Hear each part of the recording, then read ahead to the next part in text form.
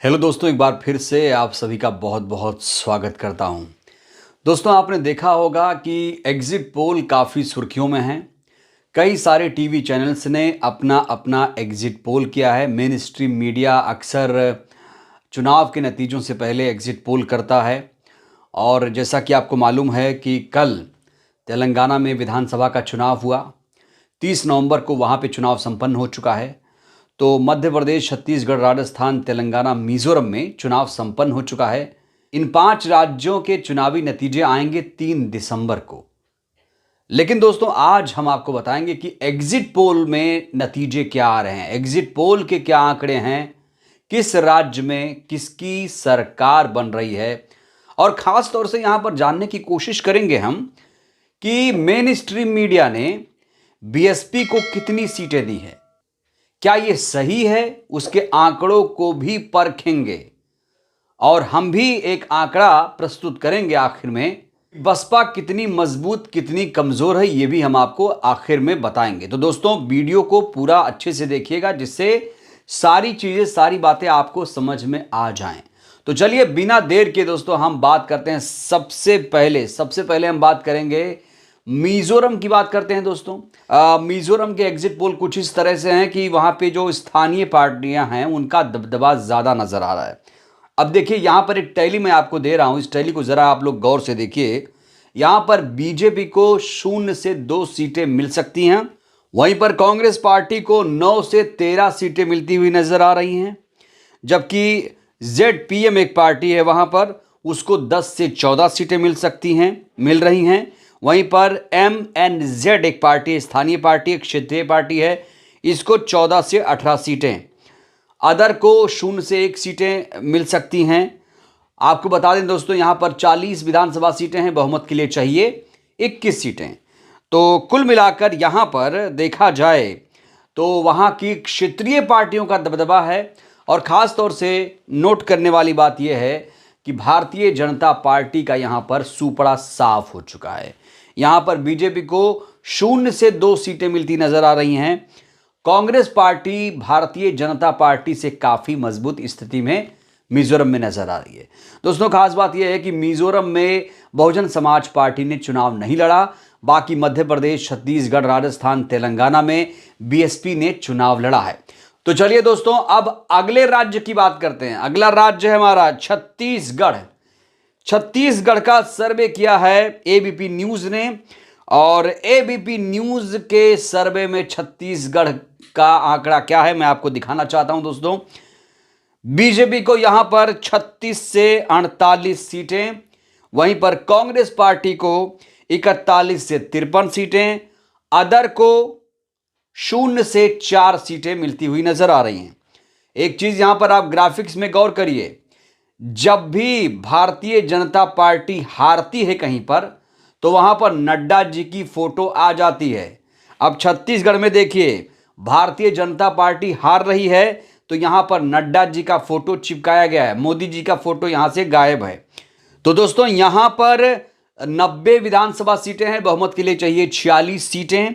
और 41 से 53 सीटें कांग्रेस पार्टी को सी वोटर दे रहा है। एबीपी न्यूज का सर्वे सी वोटर दे रहा है, यानी कांग्रेस पार्टी की यहां पर सरकार बन रही है। एक चीज यहां पर नोट करने वाली यह है कि बीएसपी को कहीं ना कहीं यहां पर नजरअंदाज किया गया है। दोस्तों, यहां पर बीएसपी ने बहुत ही मजबूती से चुनाव लड़ा है, लेकिन जो मेन स्ट्रीम मीडिया है खासतौर से, वो बीएसपी को यहां पर नजरअंदाज करता हुआ नजर आ रहा है। अगर हम मान भी लें कि बीएसपी को कितनी सीटें, तो यहां पर 4 सीटें यहां पर दिखाई जा रही हैं, वो भी अदर में।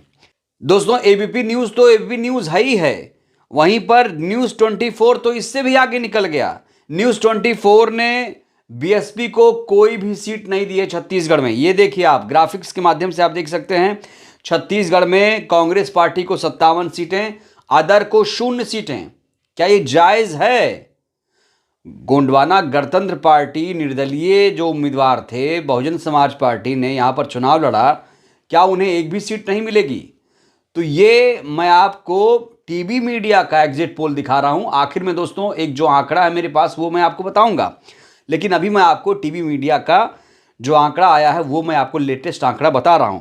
तो चलिए अब बात कर लेते हैं राजस्थान की। दोस्तों, राजस्थान में 200 विधानसभा सीटें हैं और राजस्थान में एक नव भारत टाइम्स का एग्जिट पोल सामने आया है, इसे मैं आपके सामने साझा करना चाहता हूं। कांग्रेस पार्टी को यहां पर 108 से 128 सीटें मिलती हुई नजर आ रही हैं। भारतीय जनता पार्टी को 56 से 72 सीटें, जबकि अन्य को 13 से 21 सीटें। ये कुछ ठीक ठाक लग रहा है सर्वे दोस्तों, क्योंकि अन्य को यहां पर 21 सीटें मिल रही हैं और जाहिर तौर पर राजस्थान में ये कहा जा रहा है कि बीएसपी किंग मेकर बनेगी। और इस तरह से नव भारत टाइम्स के सर्वे में जो अन्य लिखा है, कहीं ना कहीं वो बीएसपी की सीटें हो सकती हैं। आज तक ने दोस्तों राजस्थान के लिए क्या सर्वे किया वो मैं आपको बता देना चाहता हूं। आज तक ने कांग्रेस पार्टी को 86 से 106 सीटें, भारतीय जनता पार्टी को 80 से 100 सीटें, वहीं पर बीएसपी को 1 से 2 सीटें मिल रही हैं। आज तक के सर्वे में 1 से 2 सीटें, अदर को 8 से 16 सीटें मिलती हुई नजर आ रही हैं। दोस्तों एक और सर्वे है इंडिया टुडे एक्सिस माई इंडिया एग्जिट पोल का। यहां पर 90 सीटें राजस्थान में भारतीय जनता पार्टी को, कांग्रेस को 96 सीटें, अदर को 13 सीटें। यहां अगर इस आंकड़े को देखा जाए तो यहां पर भी बसपा किंग मेकर बनती हुई नजर आ रही है, क्योंकि अदर यहां पर 13 सीटें हैं। बीएसपी साफ साफ नहीं लिखा गया है, क्योंकि यहां पर जो सरकारें बन रही कांग्रेस और भारतीय जनता पार्टी की बन रही हैं, इसीलिए यहां पर अदर में सबको डाल दिया गया है, चाहे वो आरएलपी हो चाहे बहुजन समाज पार्टी हो। तो यहां पर 13 जो सीटें अदर को मिल रही हैं, कहीं ना कहीं यहां पर बीएसपी का वेटेज ज्यादा नजर आ रहा है। तो चलिए दोस्तों अब बात कर लेते हैं मध्य प्रदेश में क्या होगा। मध्य प्रदेश के एग्जिट पोल पर नजर डालें तो यहां पर आज तक का जो एक्सिस माई इंडिया का सर्वे है वो ये कहता है कि भारतीय जनता पार्टी को 140 से 162 सीटें, जबकि कांग्रेस पार्टी को 68 से 90 सीटें, वहीं पर बीएसपी प्लस जीजीपी को 0 से 2 सीटें। आप देख सकते हैं यहां पर कहीं ना कहीं बीएसपी को अंडर एस्टिमेट किया गया है और काफ़ी आंकड़े जो हैं भारतीय जनता पार्टी को बढ़ा चढ़ाकर यहां पर दिए गए हैं। दोस्तों 230 विधानसभा सीटें यहां पर हैं, 116 चाहिए बहुमत के लिए। और भारतीय जनता पार्टी को माई एक्सिस माई इंडिया के सर्वे ने सर पर चढ़ा दिया है, वहीं पर अदर के खाते में 0 से 1 सीटें जाती हुई नजर आ रही हैं।